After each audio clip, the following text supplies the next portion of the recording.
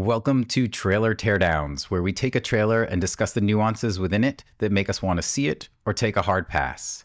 I'm your host, Evan Bass-Zeisel, with co-host Angel Acevedo, and today we've got very special Superman superfan Patrick Cohen as our special guest with us as we discuss the teaser trailer for James Gunn's Superman. All right, welcome, Patrick. Thank you. You are a self-proclaimed Superman superfan. I believe self-proclaimed and other people proclaim me as well. I think it's anybody that knows me would call me that. I don't think it's just me. I would say that you're a Superman superfan for the entire time I've known you. Same. That's why I thought, when we started doing this, I thought, you know what, we got to bring in Patrick for this and hear his thoughts and get his take on this new trailer. Which is great because I've just been screaming from the rooftops. Now I have somebody to listen to me talk about this. So it's great. And we haven't really heard your thoughts other than kind of some vague text. So this is going to be all sort of exciting. And I don't know, you could go either way with this. So I'm excited to hear what you have to say. I'm also super excited because I am a big comic book nerd, and I bought The Death of Superman when it originally first came out in Newbury Comics in Harvard Square, Massachusetts, in Cambridge, Massachusetts. But the level of Superman comic nerddom, I think I'm at a 5 compared to you at 100 when it comes to actual levels of Superman sort of knowledge base. And I'm just also excited to see what you saw that, as even an avid viewer, I just completely missed because I didn't even know to look. There might be some of that. I mean, it's a teaser, so there's not a ton in there. I mean, I think I've tried to dissect every single part of this trailer, and at the end of the day, there's not that much to it yet. We still don't have a lot of story or a lot of points that we can't talk about yet. So there's plenty we can talk about, but I don't know that we can get that deep into it yet because there's really not that much to it yet. We still have a lot more questions than answers, I think, at this point.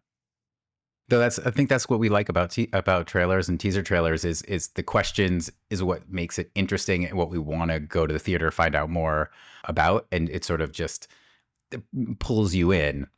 But yeah, just Superman in general. Love to hear everybody's first Superman memory. What was your first experience with Superman, or that you recall? Who wants to jump in? Let Patrick go. You want me to jump in first? Yeah. Yeah, he's our guest. Let him go first. Yeah. So I can say honestly, both my first real life memory and my first movie memory are Superman related. Ooh. So I remember vividly, my grandmother made me a by hand Superman costume, and I was probably 3 years old. So this was 1982. She made this by hand, and I remember my plan, which made total sense to me at the time and still does when I think about it now. I'm going to sleep in it, wake up, and put my clothes on top of it so that if there's an emergency, I can just take off my clothes and I'm ready to go. And after about 2 days, I had to take it off so it could be washed. And I thought that was ridiculous. That was just ridiculous. That is literally my earliest memory, is trying to put my clothes on top of my Superman costume. I think it's great. Well, and it makes me think of a little bit the original Christopher Reeve Superman, and they had all the different variations of his costume for where they needed to use the zipper to zip it up so that he could get in and out of it, to use the bathroom and things like that, which you don't normally think about when either you're a 3-year-old or, watching the movie. That's my first real life memory. And then my first movie memory, for some reason, it stuck in my head. The when he goes through the revolving doors and turns into Superman for the first time, that quick change. I as a little kid, anytime I would see a revolving door, I would get all excited and I'd be like, that's where Superman changes. But that's like a movie memory that I remember. We rented the movie from, Blockbuster Video or whatever for the second time, and my mother couldn't believe I was quoting the movie back, having seen it only once as a tiny little kid. She knew I liked Superman, but couldn't believe I remembered the movie. And I remember the movie I think I said, "You got me, who got you?" out loud to the screen at that moment, in my second viewing of this movie. So I was quoting movies and remembering movies. That was the first one. In a long line of Patrick loves movies, that was the first one. Oh, that's amazing. That's amazing. Yeah. My first memory, and I think I saw Superman on TV. So I think it was just playing on TV because back in the day, that's how you watch the movies. And for some reason, the scene that always sticks in my head is the helipad on top of, I guess it's the Daily News, and Lois Lane is in there, and it starts. Is it Daily News? I don't know. You guys, Daily Planet. Oh my God! Yeah. Wow! Wow! Angel this is New Yorker here. They both literally cringed when I said the Daily News. I winced. Angel just laughed because I winced. Yeah, the Daily Planet. Sorry, Daily Planet. I was like, wait, no, it was on top of the newspaper. But yes, isn't Daily News like a New York paper? It's a New York local paper. That's why I said it. It was in my head. But yeah, sorry. On top of the Daily Planet, and it starts going off, and like it's gonna fall, and then you hear the John Williams theme song come up, and I just like that aspect of, I don't know, call it the Superman brand, where as soon as you hear that theme song, it just like your heart swells. You like, if the Grinch heard it, we wouldn't even have the Grinch before Christmas, because he'd just be like, yes, I must protect the Who's. But yeah, I think that is the memory of like how awesome Superman is, and my inherent fear of riding a helicopter, because I assume they're all just gonna go off the top of a building like they did in that movie, because that was like my introduction to helicopters.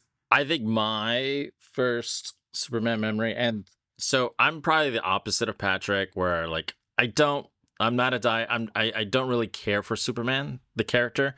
I'm more of a Batman. So understandably. Batman is my guy. Superman is sort of like secondary, at the bottom. So I saw a Batman movie before a Superman movie, but I think my first memory is probably from The Goonies with Sloth wearing the shirt, and that was like, whoa, what is that? What does that mean? And so I think that's my first memory of Superman. So, but I'm kind of indifferent with the Superman character. I'll go see the movies, but I'm not like a diehard. Arguably, one of the best graphic novels does feature both Batman and Superman. So, which one is that? Dark Knight Returns. Oh, okay. All right. Well, there's just a lot of graphic novels, and just curious. I mean, not to be confused with the Batman vs Superman movie, which took some pieces of it in all the wrong ways, but that's a different podcast.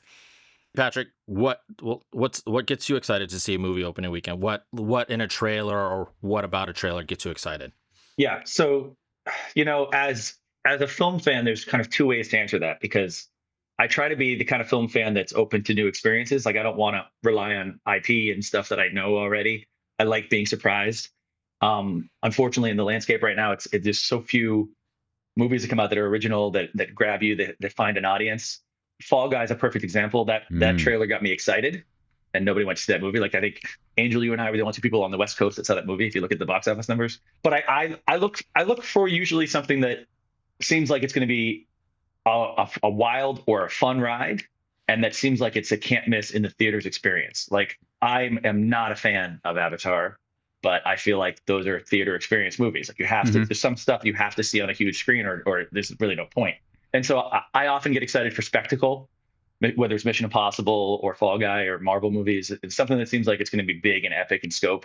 Usually you have me 3 seconds into the teaser.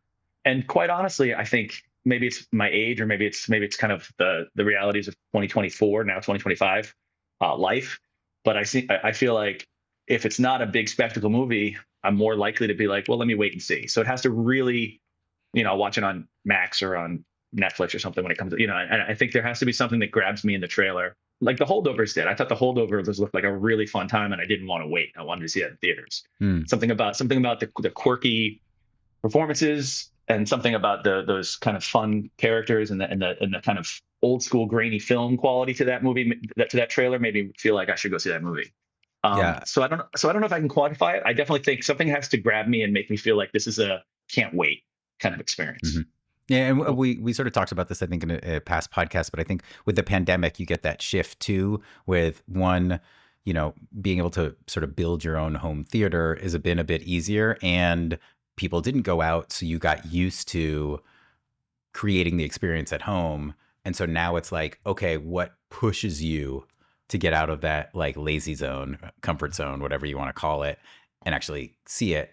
But I think, Angel and I both were very spectacle, like not necessarily spectacle, but like if it's an epic film where you get, the audience reaction or the experience of the surround sound in such a big IMAX type thing, you still can't do that at home. Not yet. No, we're totally in sync there. I know, obviously, though, you're there for any Nancy Meyer movie. You're buying your ticket opening weekend. But yeah, I feel like we're in agreement there. Though I would not see Venom, any of the Venom movies. I mean, Okay, wait. that's a hard pass. If I had one of those like movie passes where I could go see an unlimited number of movies and didn't pay, I would definitely go see Venom in theaters. I mean, I saw oh my gosh, what was the Dwayne Johnson movie where he jumps into a burning building? What was that one? Where he jumps into a burning building? That's like a lot of them. Yeah. No. The Skyscraper, was that the name of it? Probably. I saw Skyscraper in theaters because I had a movie pass at the time. It was like half empty, and it wasn't a comedy, but everybody was laughing a lot. So I feel like I go see, if I had a movie pass, I'd go see Venom. Cool. So Superman, written and directed by James Gunn, starring David Corenswet, Rachel Brosnahan, and Nicholas Hoult. And this is coming out July 11th, 2025. And this, if I did my math correct, this is the third reboot of Superman. Obviously, we're not talking about any of the sequels with Christopher Reeves, but like, is this, or am I mistaken? Fourth, right? So it depends. Oh wait, reboot. Oh, you're calling it a reboot. So the original doesn't count. It depends, because I don't think personally you can count Superman Returns technically as a reboot. It was more like a legacy sequel. They were kind of taking it as gospel that the first movie had happened and elements of the second movie had happened. I mean, some of the newspaper clippings are from the first movie in the background, and it very much was like a spiritual sequel to the Richard Donner original. So I don't know that was a reboot, and I think that maybe is why it didn't end up restarting a new DC universe, because it just felt like Superman 5. But so technically that would have been the first reboot if you counted a reboot, and then obviously you have the Snyderverse, and now this. So it's either second or the third reboot, depending on how you feel about Bryan Singer's. Got it. Yeah, let's split it. Let's call it second and 2.5 reboot. 2.5. So yeah, now the trailer. Patrick, you go first. What is your general feel on this teaser trailer? So just so I'm clear on the discussion points, are we talking general feel, and then we're going to get specifics later? General feel. No like, specific. You can go into some specifics as much as you want, but like, what do you think? You saw it. What was your first gut reaction? So my first gut reaction was, thank God they're using the score. Okay. I remember that when the motion poster came out the day before, 2 days before, whenever that came out, and they had that little kind of orchestral tease of it. And I couldn't quite tell, which I thought was genius, until towards maybe the second half of it, that, oh wait, this is the John Williams score. I thought that was great. I don't know why they chose to use a guitar like we're in Top Gun Maverick again, but it's fine. I'm glad to hear the score. To me, the electric guitar kind of hit the wrong note, pun intended. I felt like that should have been. That's not really Superman. Superman's not really rock, but it's fine. I love that they used the score. I loved the feeling that it was brightly lit, and there seems to be a world where anything can happen, from kaijus to robots to your typical Superman saving people and canine friends, which we'll talk about when we get into the specifics. But I think my overall feeling was I am excited, but I have some concerns, which is how I felt the moment they announced James Gunn is directing Superman. Interesting. And you're a fan of James Gunn, right? You love Guardians. I love James. I love Slither. I love the first Scooby-Doo. I think that script is great. I don't think the actors necessarily made it all the way through, but I think the script in that first movie was great. I think his sensibility is very similar to mine in terms of his likes and dislikes. So, and I think I'm a fan of all three Guardians movies. I'm a fan of the Suicide Squad more so than most, I think. I loved Peacemaker. So across the board, I'm a James Gunn fan. I think one of the reasons I'm a James Gunn fan is he has this irreverent wit that I don't feel like is my Superman voice, so I think obviously no one can only do one thing, but I get nervous. It's like going to see Tom Cruise do Shakespeare in the Park. It's like he could probably do it, but that's not his wheelhouse, man. Right? There's no explosions in Shakespeare in the Park. I like that. That's good. Now I want to see a Tom Cruise Shakespeare in the Park. Only if he runs a lot. He'll be running up and down the stairs in the theater. My general feel, again, coming in as a sort of indifferent Superman fan, I'm into it. I like for me, I don't like to see repeating things over and over. I like, if we're going to reboot it, let's change it up. I'm probably in the minority. I enjoyed Man of Steel. I like that take. I know that's, I know Patrick's probably just cringing and just like, He is literally cringing right now. But there are actually a lot of people who like that. I've just looking online on comments are like, oh, this so many people, everybody, so many people, they love it. They love it so much. So I'm a Man of Steel fan. I think maybe if I was a purist Superman fan, I probably wouldn't like it as much. But for this teaser, I enjoyed it. I like the look of it. I dug the John Williams electric guitar. You know, that was nice. It definitely had a Top Gun Maverick vibe to it, and like, you know, makes sense. That movie made a lot of money and brought people in. Like, why not, you know, riff off that? I was actually surprised that there was a lot of like introduction of a lot of different characters and all that. So, but one thing that really kind of stuck out to me was like, it doesn't seem like they're just gonna do an origin story. It almost opens as if it's a sequel already to, you know, this version of Superman, right? Like, he's beat up. That's the first thing you see. He's beat up, and like, whoa, like it doesn't feel like the first version of a reboot. So that was kind of interesting.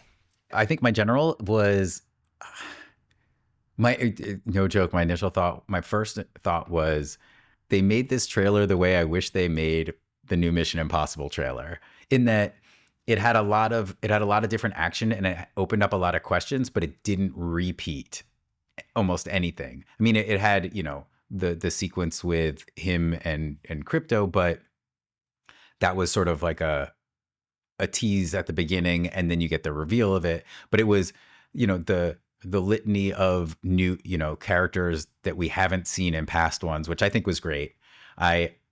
I do fall with Angel. I mean, I love the John Williams theme. I thought the guitar was kind of a cool twist on it. Sort of a James Gunn nod of saying like, hey, I'm doing this. I'm definitely, you know, a nod to what's been done in the past, but it's not going to be the same thing, which, you know, I hope it's not going to be that sort of origin story again, because we've got that so many times. Like, if you're going to do a reboot, do something slightly different.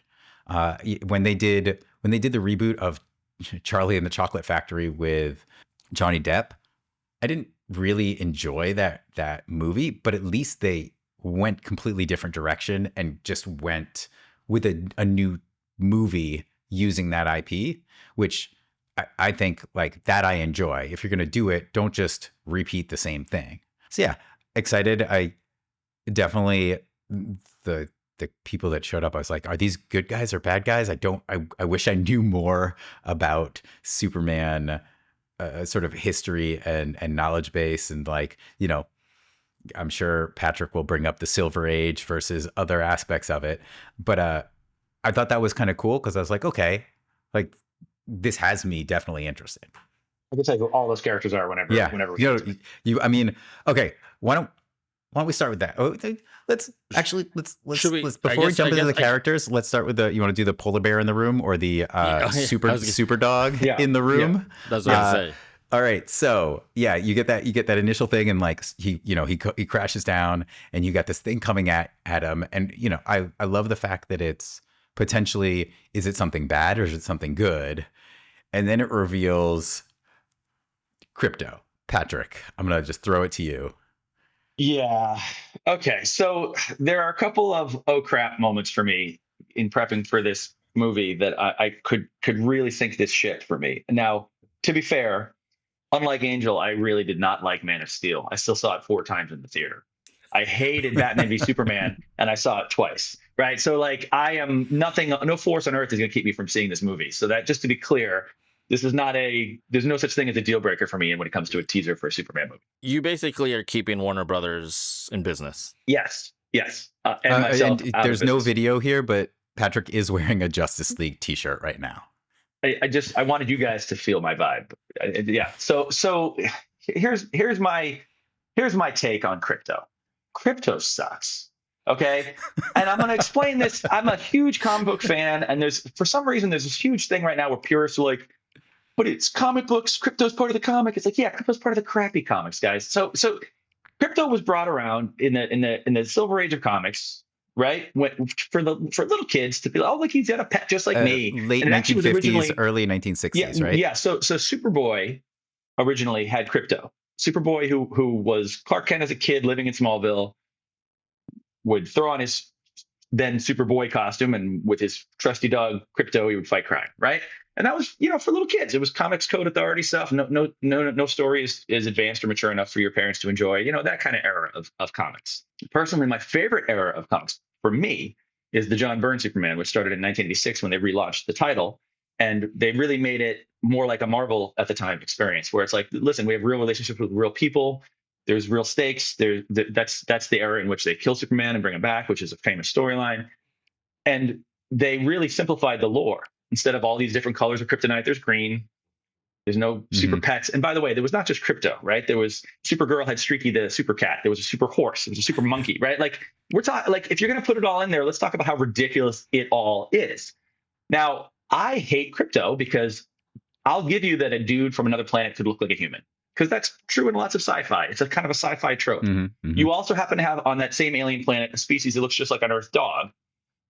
And then that Earth dog comes to Earth and gets heat vision, super hearings, X-ray vision, flight, super speed, super strength, invulnerability. I'm like, that's a lot for a dog, guys. That's a lot for a dog. Like, your dog's killing people. I don't care how well trained it is. That's by accident. So for me, for like an adult storytelling point of view, Crypto makes no sense. Okay, wait. I have a question for you on this one. All right, I'm assuming you've seen all of the OG Lois and Clark, right? The 90s show, of course. Yeah. Okay, so there was an episode in which Superman was saving an airplane, I believe, and then he got struck by lightning, and somehow his powers partially got moved from him and added to, I think, a child, and then it was like a Superboy child, and it was like, oh, is it? It was like a punk teenager. Yeah. So what if that happened as he was saving his like pet dog back at home when he's on Earth, and that's how Crypto got its powers in this movie? I'm just making it up completely, but like, would you be okay with that? First of all, that's not Crypto came to Earth with Clark. But if that was what happened, then you're saying we're making it canon that Superman gets struck by lightning and transfers his powers, which makes no sense because he has his powers because he's an alien. How do you getting struck by lightning make you a Kryptonian? So that's a good off the wrong tangent, but that makes no sense to me. No, I'm just throwing him out there. I just want to test your, So I, as a concept, hate Crypto.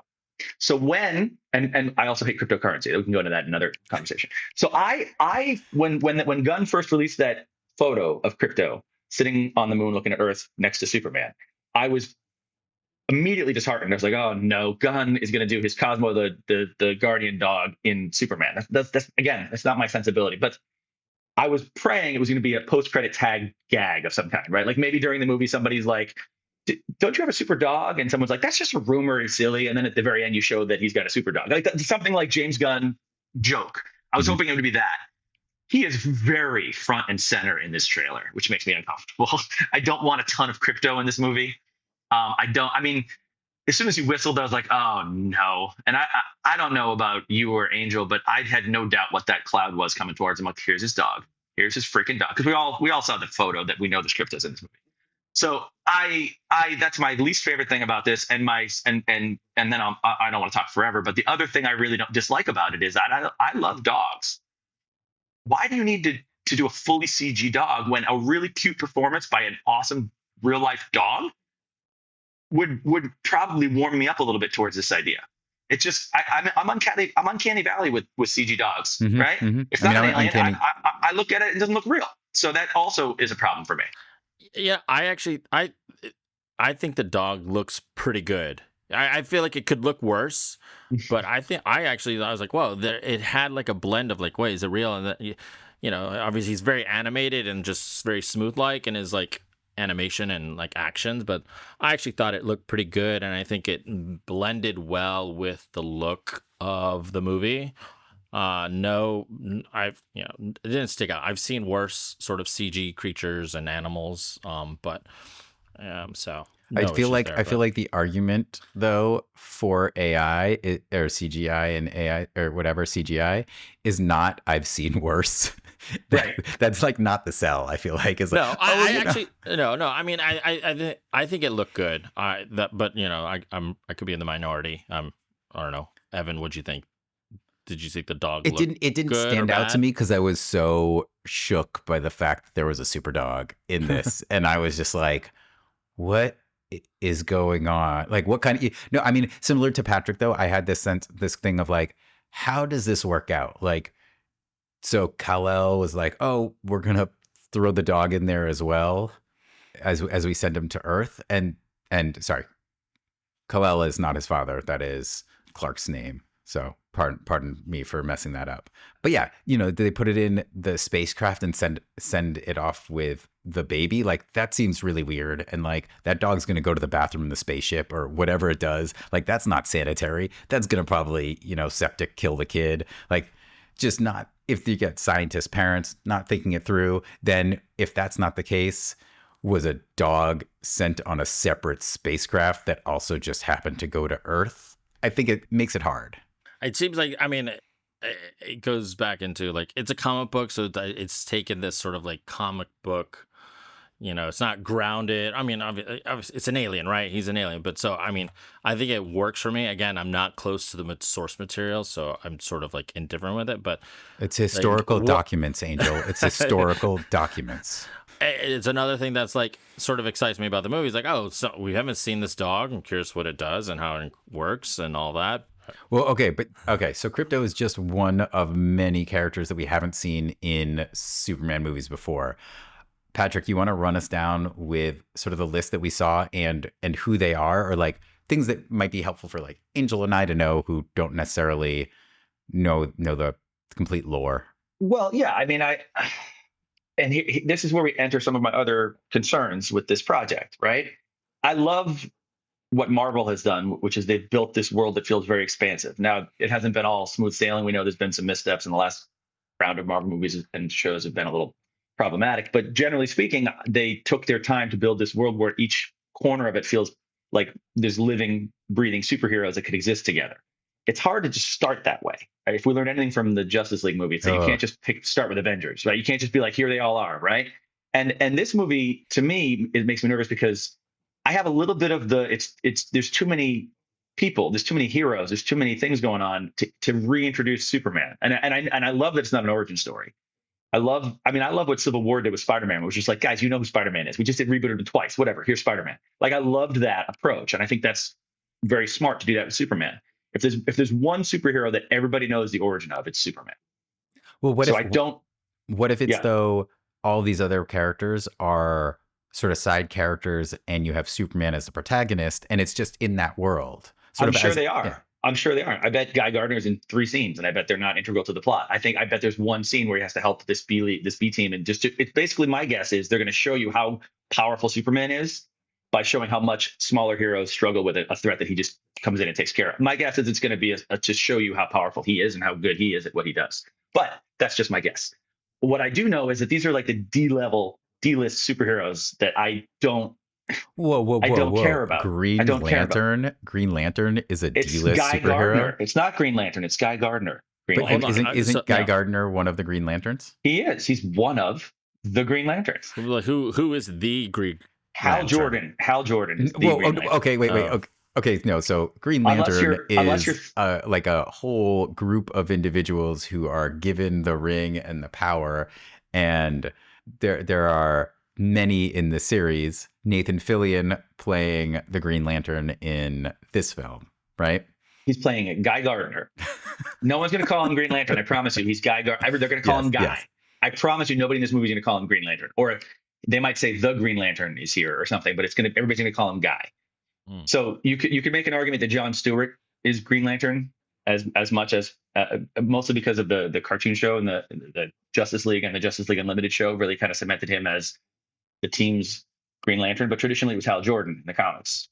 But Guy Gardner was like the loudmouthed troublemaker who had a bowl haircut, which gives you an indication of the era in which he was in the comics. It was 80s and early 90s mostly.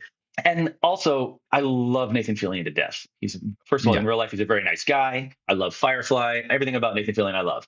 He's way too old for that bowl haircut. He looks like Uncle Fester. He just does. It doesn't work. He needs to be 15 years younger. But also, like, sometimes comic accurate's not great. There's a reason Captain America doesn't have giant wings on the side of his head in the Avengers movies, like, except as a joke in the first one when he's doing the USO show. Like, some of this stuff doesn't translate. I don't need him in a comic accurate bowl haircut. I also, by the way, don't need him He's not he's not a character that I'm dying to see in a Superman movie. He'd be great in season 2 of Peacemaker. That's where a character like that should pop up. Why is he in my Superman movie? It seems like going back, again, I don't know. I know Green Lantern. I've heard the name Guy Gardner from reading Wizards and all that back in my day. But the other characters I've never heard of. Hawkgirl I've seen and heard of. But like Metamorpho, the engineer. AKA, wait, Angel, what did you write as? What did you think Metamorpho? How did you describe him? Because you didn't know the name. Yeah, in my notes I wrote Wrinkle Face Guy. Because again, and the T-Mask guy who's Mr. Terrific. Are those good guys, bad guys? Like they're all good guys. Okay, so you said there were like D-level characters in this world, like, and it seems like James Gunn likes to work with those kind of characters. I mean, Guardians of the Galaxy, before the movies, those guys were D-level, and he made them hugely popular. So, like, and like Suicide Squad as well. Not that he did the first one, but like, Peacemaker, Peacemaker. I never heard of the Peacemaker before that. So I think that's like his style. He likes to work with those. So I can understand why he's bringing those in. Yeah. And that's one of the things that made me nervous when they announced him for this project. I was like, great, we're going to be like, who's Superman going to fight? Calendar Man? Like, he's going to pull all these random characters out of the backlog. And sure enough, we have. So to be fair, I believe Calendar Man is a Batman villain, though. He is, but he's fought the Justice League. He's fought the Justice League. Okay. So I when I say D-list, I don't mean necessarily in terms of power. I mean in terms of kind of popularity and being well known by the average moviegoer. Because ultimately, let's remember, this is the start of a new universe. This movie needs to, like, I don't know why you're putting Crypto and Guy Gardner front center in your teaser trailer for Superman when you need the world to show up to this movie or you don't have a universe. Like, and maybe I'm looking at this the wrong way. That's a bold swing. He's being brave and he's like, screw it, here's the movie I want to make, and that's to be admired. And I certainly hope I come away from this movie loving every second of it. Like, I really want to. I'm not being negative, and I'm not saying, oh, this looks terrible. I'm nervous because I don't care to see a Guy Gardner presence in my Superman movie, personally. I don't need Mr. Terrific to save Lois Lane when they're storming whatever this army camp is that they're trying to presumably free Superman from. I don't even, I don't have a problem with these characters existing in this world. It seems like Superman is enough in a Superman movie. You can reference these characters. They could have a moment or two. They could even have a couple of scenes, but I don't know why they're front and center in the teaser. I'll give you sort of my initial response is they've done Superman versus Lex Luthor so many times, and that has always been the universe that I think, at least for me, the expansion to something other than just Superman versus Lex is refreshing and would get me to go to the theaters if I wasn't already going to be there because it's Superman. But I think, it's a reboot, whatever, but it's not just the same thing. But Angel, I think you want to jump in too. You took the words out of my mouth there. I think also on the other side, just to add to that as well, it's like, look, they're trying to compete with Marvel, and like now it's like, even if it's just a Captain America movie, you're gonna have 5 other side characters like with it, like in the world. So like they're trying to compete with that, and it's like, how are you going to get the butts in the seat? Like, people are like, I've seen Superman and Lex Luthor duke it out, and that doesn't excite me. It's like, why can't Superman beat a bald-headed guy who's a human? Like, that's my overall issue of Superman. It's like, he's just like, there's no Superman's stakes not with him. that smart. There's no stakes with Superman. It's just like, but I'm supportive of bringing these characters out. I don't know them. Again, I'm not attached, so that's kind of different. And I think there's a few things going on there. But none of those are bad guys, right? So it's not like he's battling them. They're all good guys, and maybe I'm just being too cynical about this, but they all should be things like Batman and Wonder Woman and the people in Flash and people that Superman actually would deal with. But they can't reboot all of them at once. There's a lot. People are already probably worried about Gal Gadot's replacement not. You can't just throw her in this movie. Yeah. Like, so they have that, but that to me is why they're going like lower level heroes. But I just hope it doesn't fall flat. Cause again, these are people I don't personally care that much about. But also I'd say, like, I don't want to say it left a sour taste in our mouth, but like Justice League, Batman versus Superman, like they tried to bring in these other people and fill that universe quickly with those characters. And it was so poorly done.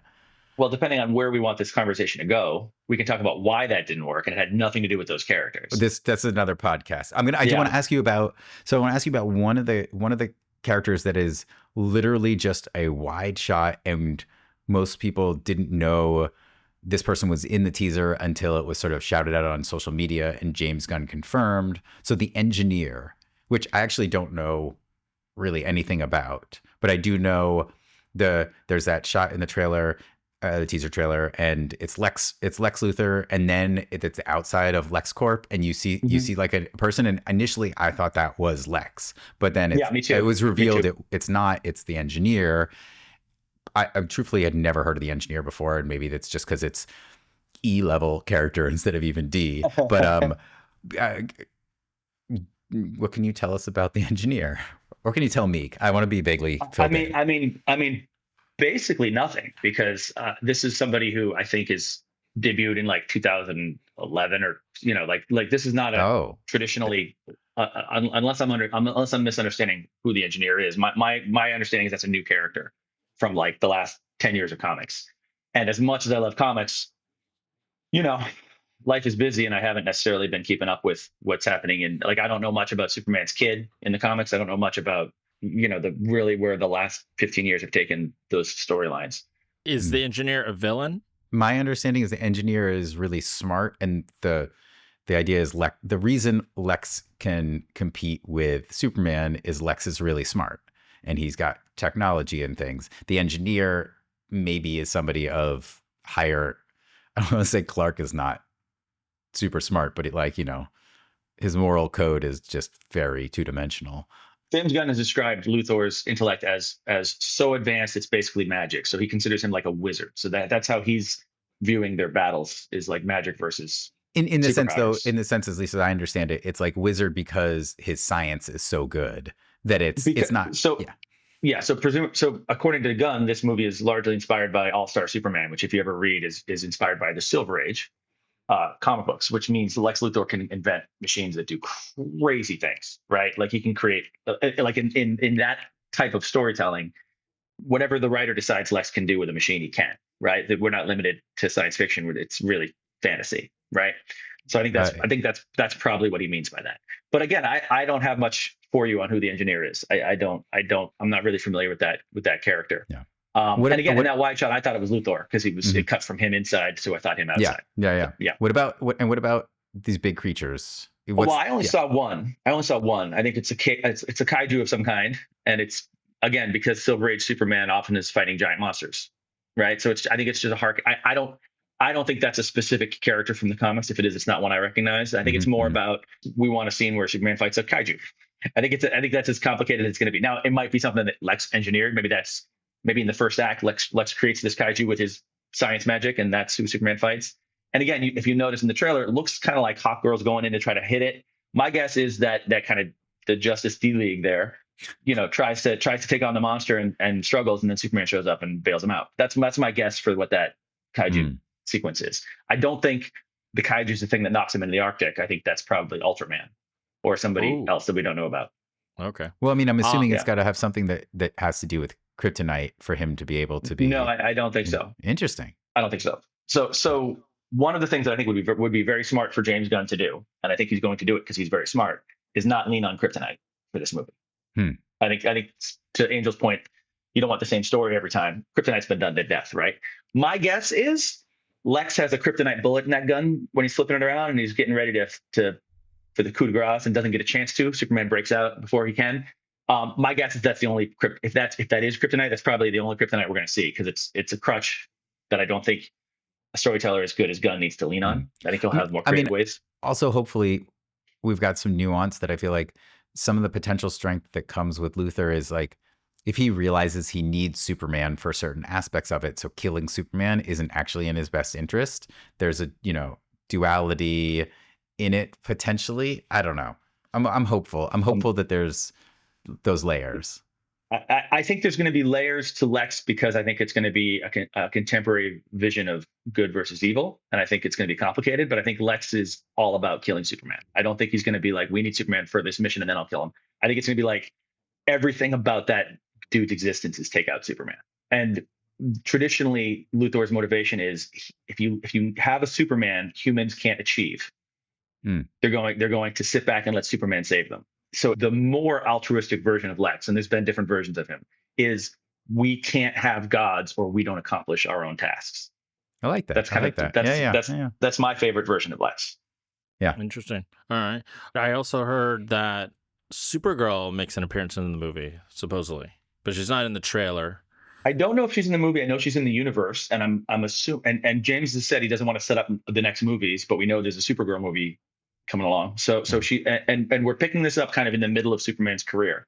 He already knows. They mentioned this is going to be the first time he and Lex meet face to face. But Lex already knows about him and already hates him. We know that's been established. Gunn's already said that in interviews. So presumably, Kara is already Supergirl and is already kind of in the mix.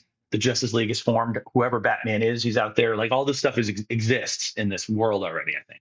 But she certainly wasn't in the trailer. Although there was a Kryptonian robot in the trailer. Yes. Yeah, I was going to ask about that. There was a robot. Kexel, is that his name? Kelex. Or depending how you pronounce it. But my guess is that it's him. Or he's getting very emotional. So probably in this version of the story, that was like his nanny or his conduit to Jor-El in the fortress. Patrick, let me take this for a second. Angel, you know, in Superman Man of Steel, when he goes to the ship in the Arctic and there's that robot there, that's probably him. Okay, you need to put it in terms of Man of Steel for Angel. Kelex is in the movie Man of Steel. He's Jor-El's robot. Yes, yeah. Jor-El keeps telling Kelex, call Laura and stuff like that. It's his Siri. It's his Siri in Man of Steel. So somebody attacks the fortress. Presumably that's that scene where it looks like it's kind of bursting from the ground, unless that's a flashback to the creation of the fortress, which is possible because I think there's a flashback to Pa Kent, I'm assuming. But that whatever that is could be an attack on the fortress that ends up killing the robot and hurling Superman, into the snowbank that requires him to call for crypto. But then was that shot of the robot down in the Arctic? I'm scrubbing through the. I think that's probably on the floor of the fortress. Oh, okay. I can't remember. To play devil's advocate for you, Patrick, though, if his fortress is destroyed and he gets thrown and that's where he lands, and he asks Crypto to take him home, where would Crypto be taking him though? Because Metropolis. Metropolis. The fortress is not his home. The fortress is his fortress of solitude. Get away from it all. Yeah. So Angel, if you look at the clip from the trailer, he's clearly it looks like he's in the floor of the fortress. I see it now. The columns behind him. Yeah. Yep. Cool. And that's probably right before he gets attacked, because he's kind of like, he's probably come from the battle with the kaiju, because it looks like his shield is a little singed black or whatever, but he looks like he's fine. So somebody comes out of the shadows or something and gives him the old 1-2 beat down. Yeah. If in the Silver Age, that would be how they would say it. Mm-hmm. To go back to Evan said he thinks there must be some kryptonite in the mix because he gets his ass kicked, and it's to be fair, in obviously the lore of the comics changes based on who's writing it, because these things have been around for a long time and rules can be a little flimsy. But generally these days, the conceit is someone as strong as Superman can hurt Superman. So he's not really invulnerable. He's got a high level of defense, right? So if you're talking, so if somebody as strong as him with bones as strong as his that won't break hits him as hard as he could hit himself, they could draw blood, they could break bones, they could do damage. That's kind of the conceit, which is how Doomsday killed him. I was going to say for comic book fans out there. So my guess is another Kryptonian, possibly Ultraman from another Earth, is the one that gave him the beatdown. Interesting. Yeah. It's also very typical in comics that Superman never uses his full force. So when he meets somebody as strong as him, he often doesn't do so well because he's used to pulling his punches, and he has to kind of remind himself he doesn't have to, or he's going to lose the fight. Yeah. I often think of, I know this is a weird, like sort of a thought experiment, but the amount of strength that Superman has, and when you like have like a capacitive pen or something and you're working on like an iPad or something like that, where the more you press down, the more the stroke is like thicker, and the lighter you are, it's like a little bit thinner. Like the level of his spectrum of like how light a touch he needs to do for probably pretty much everything in life is like insanely use so much of his focus.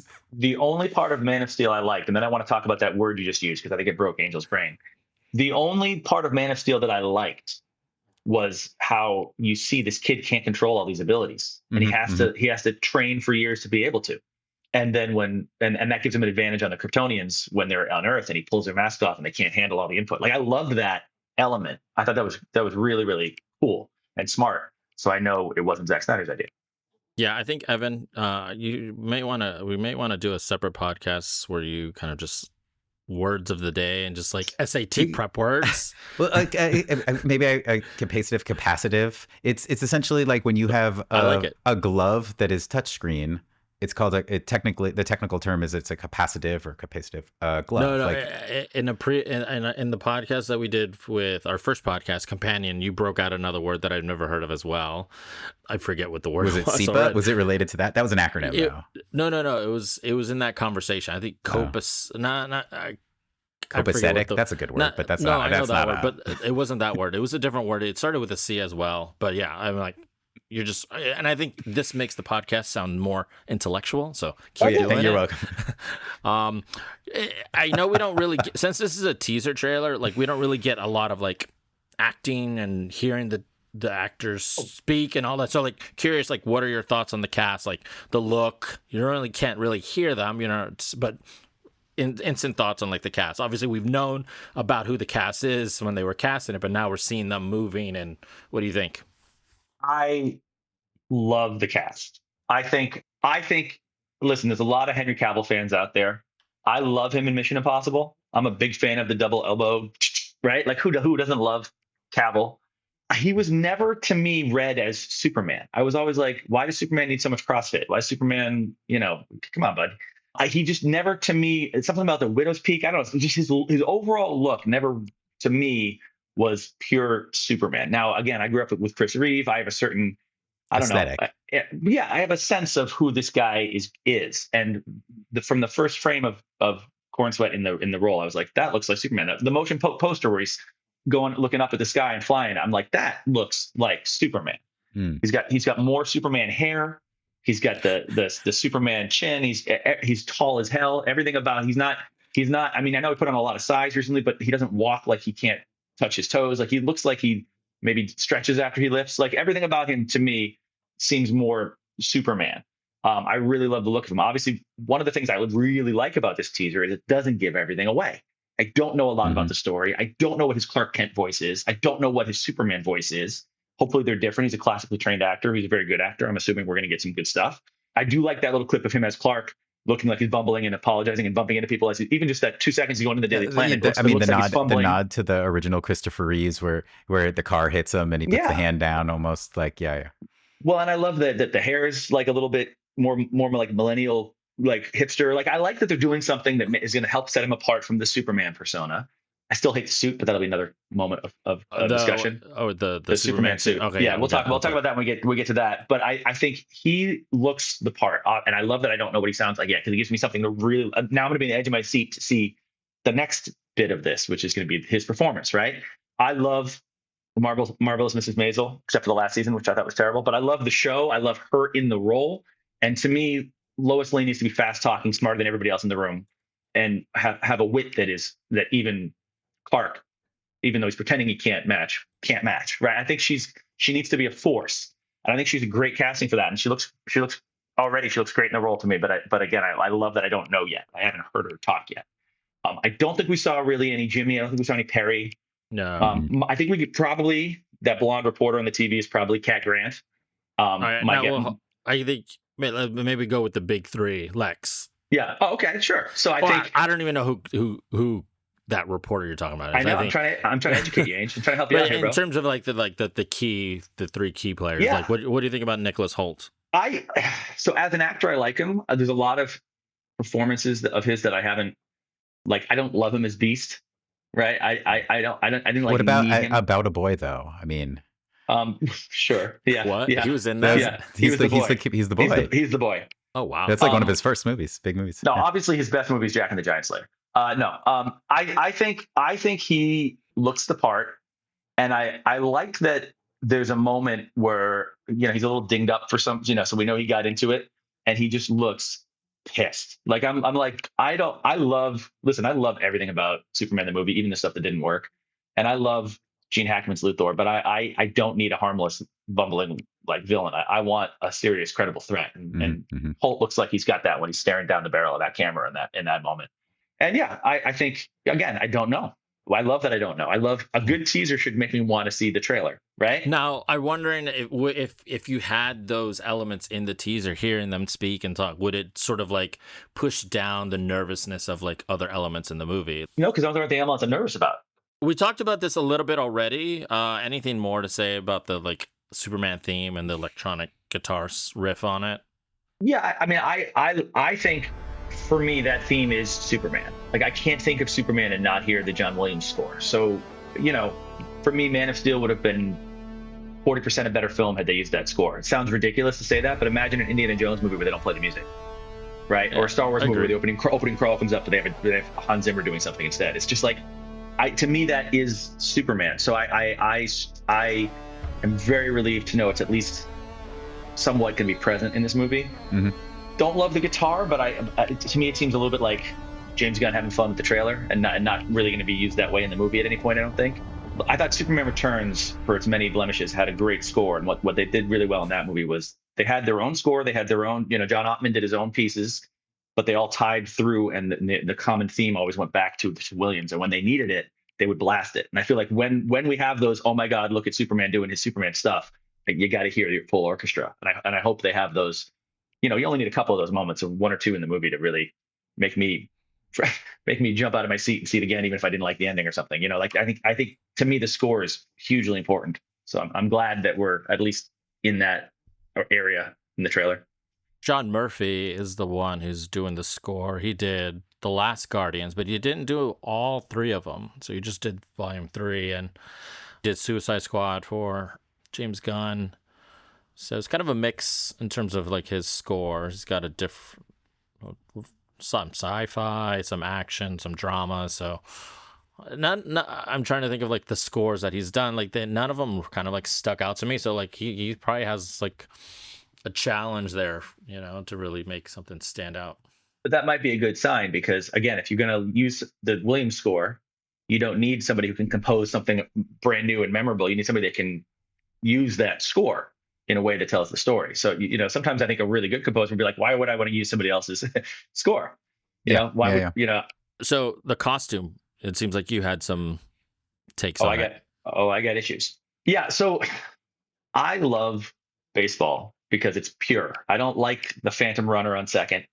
I thought I was going to hate the pitch clock, but it's okay. But sometimes things are good as they are. You don't have to mess with them. Superman's costume has been in some way or shape or form the same for a very long time.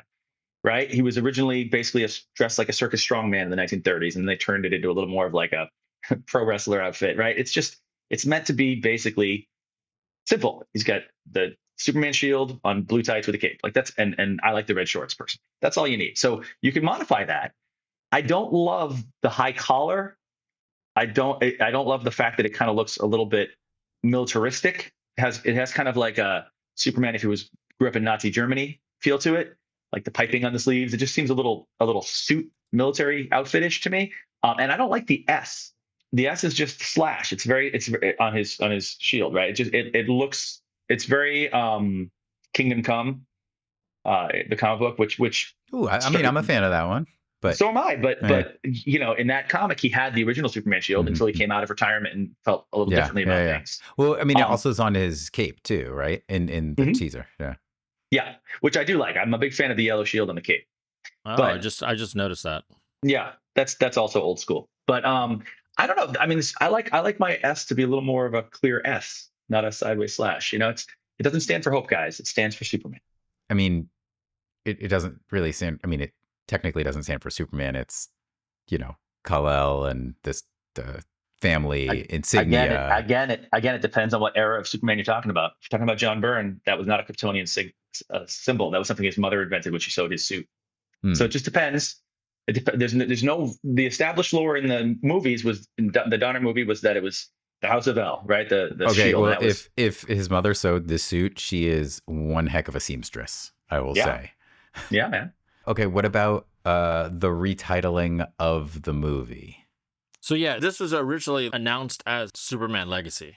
So according to things I've read, part of what Superman's trying to do here is balance in the theme of the movie, the story of the movie is he's trying to balance his heritage. Like, what does it mean to be Kryptonian on Earth? So I think Legacy was meant to evoke that. I'm the last Kryptonian, although he's not because Supergirl. But how do I Crypto? Streaky the cat is going to fly around in the after credits teaser. But I just think it's a good change. I don't need a lot of subtitles in my titles. I like simple. And to Evan earlier mentioned, like, this is how many Superman movies are there? This is the first movie that's ever been called Superman. The first movie was called Superman the movie. Then there was Superman 2, 3, 4. I'm just saying that technically there hasn't been a Superman, right? So I think it's fine. And you know, I think there's something nice about it, and I don't need fancy subtitles of my movies, especially since sometimes it makes it hard to remember what order to watch them in. Superman 1, 2, 3, 4, done, right? Now, would you consider it? Because I don't think even again there was no official poster or anything with the Superman Legacy, but I mean, like, what do you call a subtitle with, like, the colons? Like, would you call Batman Returns a subtitle title? No, I would call that a title. But if you were going to make Batman the movie, that would be a little subtitle, like Superman the movie had one, right? Or if you're going to, right?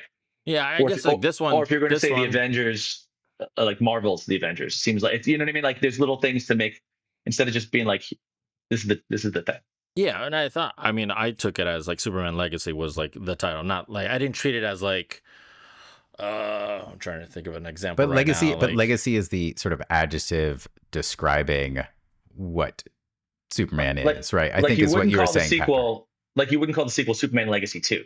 You would call it Superman Homecoming or something. You know, you have something else. Like Spider-Man Homecoming. Spider-Man Homecoming to me is a subtitle, right? Yeah, I agree. Yeah. Like, this one didn't scream like as a subtitle to it in terms of for the title.